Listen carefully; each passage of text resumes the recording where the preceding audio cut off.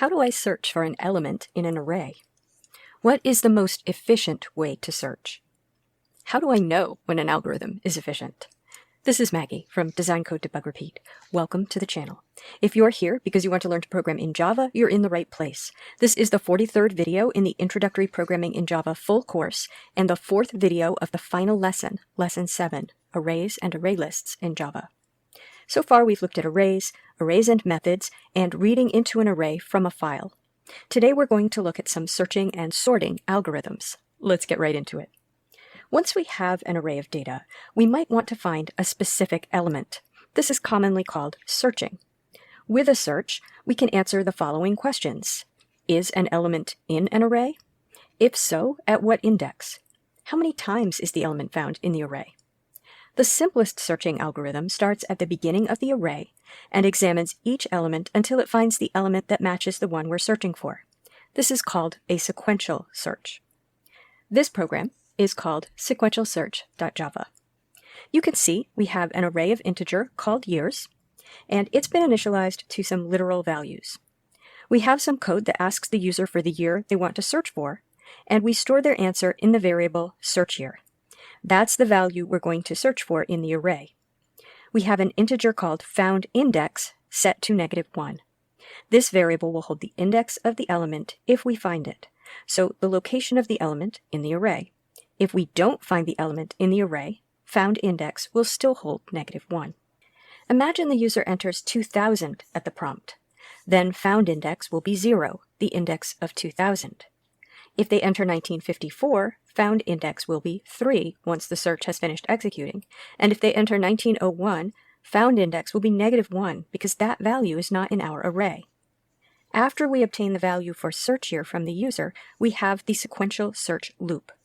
We use a while loop because we will end the loop under 2 conditions: if we've reached the end of the array or if we've found the searchYear. So our 2 loop control variables are an indexing variable I and a Boolean found. We begin by initializing I to 0 and found to false before the loop header. Our loop entry condition is then while I is less than years.length, so while our index is within the array, and not found, while we haven't found the element. We don't want to continue searching after we've already found the element. In the loop, we test if the element at the current index is the element we're looking for. If it is, we set found to true, and we record the location of the element in foundIndex with foundIndex equals I. Setting found to true means the next time we reach the loop header, the condition will be false and we'll exit the loop. If the current element is not the element we're searching for, so else, we'll increment I so we can continue examining the next element the next time through the loop. The sequential search is a very straightforward algorithm. It consists of a single loop and is easy to understand. However, an algorithm that is easy to understand is not always the most efficient. In computer science, we analyze the efficiency of algorithms based on how their runtime grows as the size of the input increases.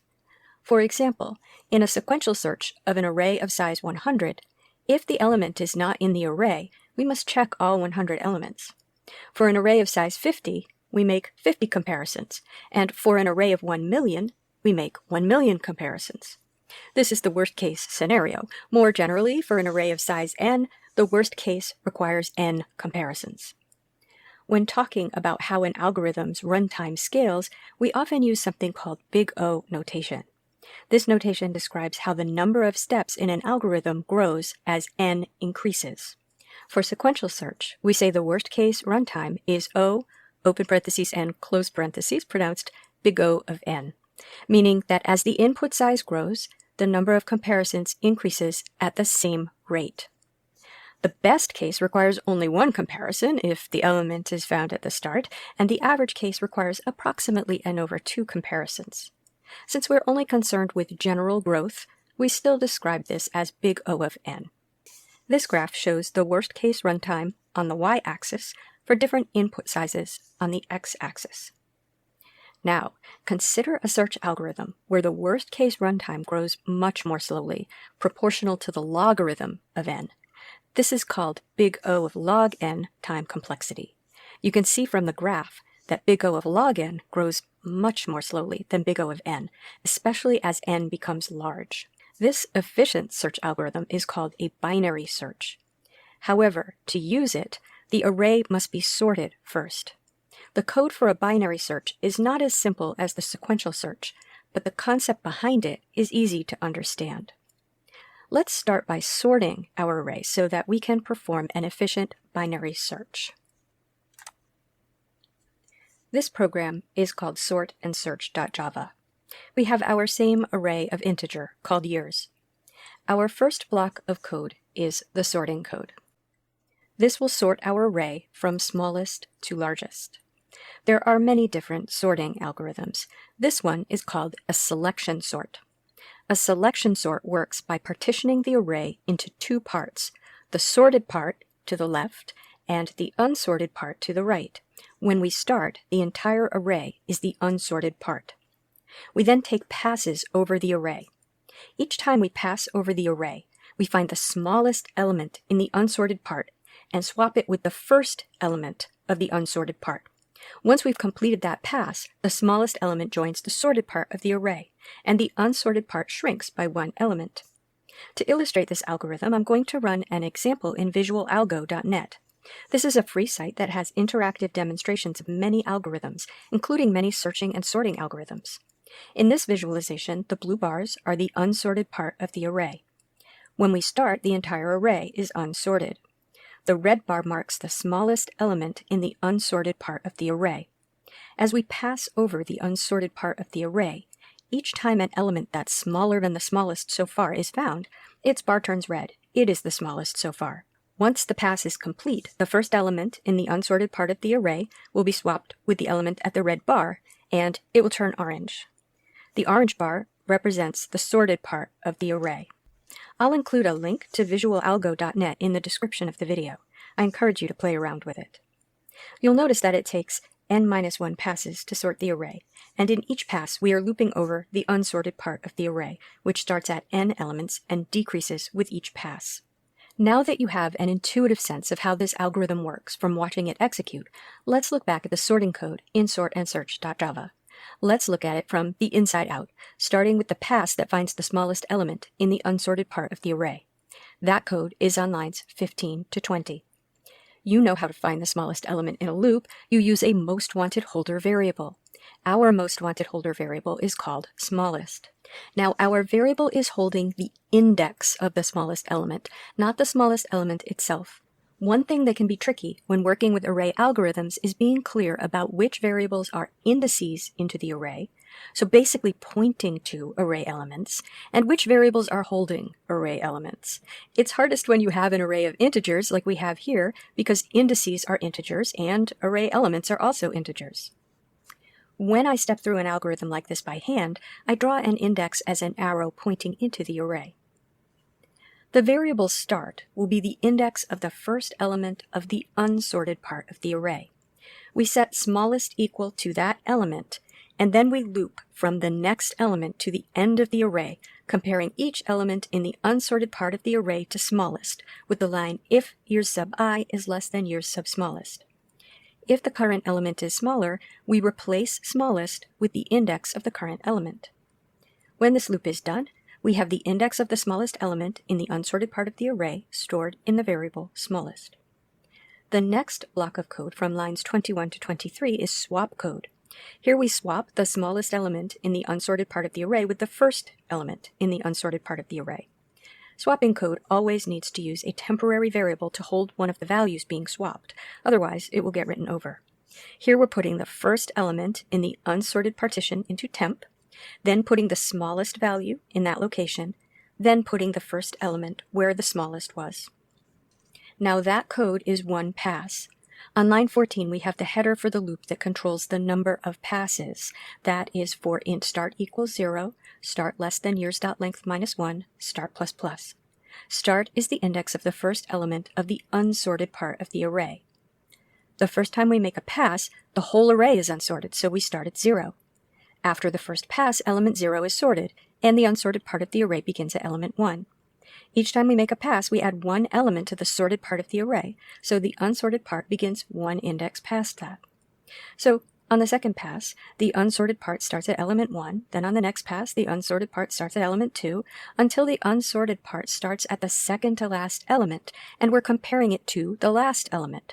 Once we've found the smallest of the last two elements and made the swap, our array is sorted. So that is a selection sort.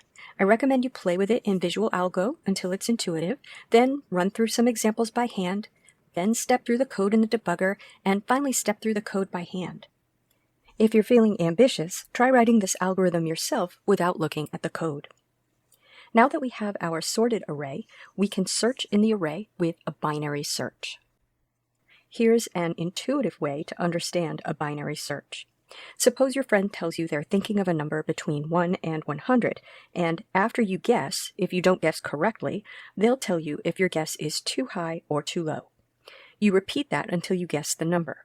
What's your best strategy for guessing their number if you want to minimize your guesses? I'll give you a hint. It's a binary search. If you first guess 50, right in the middle, whether your friend says too high or too low, you've now cut your search space in half. Suppose they say you're too high. Now you know the number is between 1 and 49. So you guess 25, again, right in the middle, and they tell you that's too high. So now you can guess 12. Each time you guess in the middle of the numbers that are left, you cut the numbers left to search in half, assuming you haven't guessed correctly. The most guesses you'll have to make is the log base 2 of 100, rounded up. So at most 7 guesses if the number is between 1 and 100. Try it with a friend. Now, what does that mean in terms of an algorithm? We'll have 3 indices into our array: left, right, and middle. If element isn't at middle, then if the element is less than what we're looking for, we'll put left to the right of middle and recalculate middle. If element is greater than what we're looking for, we'll put right to the left of middle and recalculate middle. We repeat that until either we found the element or right is less than left. That's not so bad, right? If we take a look at the code, you can see we first get the target value, the value we're looking for, from the user. We then have a variable foundIndex, which we set to -1, an invalid index, so it will be our indication that the target we're searching for wasn't found in the array. We start looking at the whole array, so left is 0, and right is the last valid index, length -1. We then loop as long as left is to the left of right, and we haven't found the target, so foundIndex is still -1. The first thing we do is calculate middle. That's where we'll look to see if the element at middle matches target. Middle is going to be left plus half the distance between left and right, and remember, a division on 2 integers in Java is a flooring division. It will always result in an integer. Even though 12.5 is halfway to 25, our algorithm will set middle at 12. 12.5 isn't a valid index.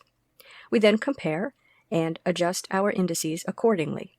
If target is at the middle index, we're done, and we set foundIndex to middle. If target is greater than the element at middle, then it's in the right side of the array, if it's in the array, and we adjust left to be equal to middle plus 1. Otherwise, it's in the left side of the array, if it's in the array, so we adjust right to be middle -1, and then we loop again. Remember, we recalculate middle at the beginning of the loop. We continue comparing the target value to the value at middle and adjusting our search space to either the right half or left half of what's remaining until either our target is found at the middle index or left is no longer to the left of right. This is another algorithm I recommend you walk through in the debugger, then walk through by hand, then, if you're feeling ambitious, try to write it yourself. Test it with arrays of different lengths, odd length and even length arrays, and arrays where the element is at the first index, last index, somewhere within the array, and where the target we're searching for is not in the array, so you have a good sense of how it works in different cases. These algorithms can look very intimidating at first, but if you know how they work, then it's easier to see how the code accomplishes each part of the algorithm. To summarize, we looked at a simple sequential search, which searches for an element in an array by starting at the beginning and examining each element one at a time until either the element is found or we reach the end of the array. We learned that there is a more efficient algorithm with a time complexity proportional to the log base 2 of the size of the input, called a binary search. To use a binary search, we need to have a sorted array. We looked at a selection sort, which partitions an array into sorted and unsorted parts and makes passes over the array, adding the smallest element from the unsorted part to the sorted part in each pass. We then looked at a binary search, which can search in a sorted array. The binary search looks for the target in the middle of the array, and if what it finds there is smaller than what it's looking for, it looks again in the upper half, and if it's larger, it looks in the lower half. It continues to split the search space in half based on whether the element it's currently examining is larger or smaller than the target it's looking for. I hope you found this video interesting and helpful. As usual, I've included some auto-graded exercises in the description of this video so you can practice with these algorithms, and the video code is available in my GitHub repository. There's a link in the description. As always, have fun and keep coding.